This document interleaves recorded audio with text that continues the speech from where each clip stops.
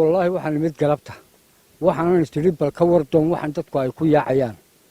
waana ka war doonay dee ilaahayna weyle kulmiyay oo waxoogaa calaamadiya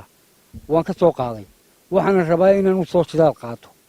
oo halkaa natiijo fiican ilaahay iga siiyo adigu kolkaa ma ku eegtay saacadii oo waxaan ma sheegtay inuu dahab yahay aad wuu sheegay saacadu way sheegtay waa lagu eegay noocan iyo nooc kale oo wadnaba labadaba waa dahab caadi ah dahabka waxa laga helayaa dooxa labadiisa geer halka daad xoortu ay ku celiso gabiyada halkaas uu badan yahay weli lama kulmin maanta dhan dib meesha waan joogay waxna waan ka waayay dad wax ka helayna way jiraan laakiin anu weli wax ma helin لكن أنا واحد هلين إلا 5 جرام ودو waxaana ka helay meesha camuud oo liimisan wala qaatayba wala iibsiday garaamkii waxaan siiyo $50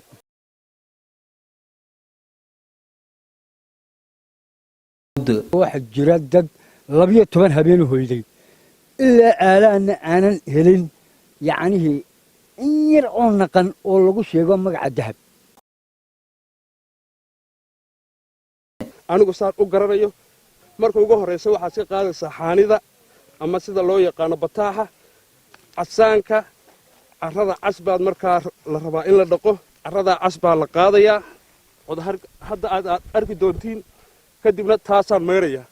taasaan ka rajaynaya ilaahay inuu iga siiyo dad ayaa baacmister meesha ka furtay koobka shaahi waa 10,000 may faantay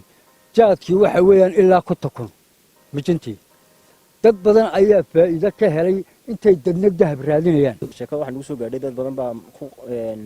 go'doonsan halkan camuud oo lagu sheegay dahab marka annagu saa darteed baan ugu soo gaadhnay sharaab iyo biyo waxay cabaan oo nafooga ay ku quutaan dukaankan halkan aad ku iibinaysaa isagoo halka la geeyo ayuu aad waxaan oo dhan baad wada riri lahayd dadka goobta ku sugan sayda soo qaateen markay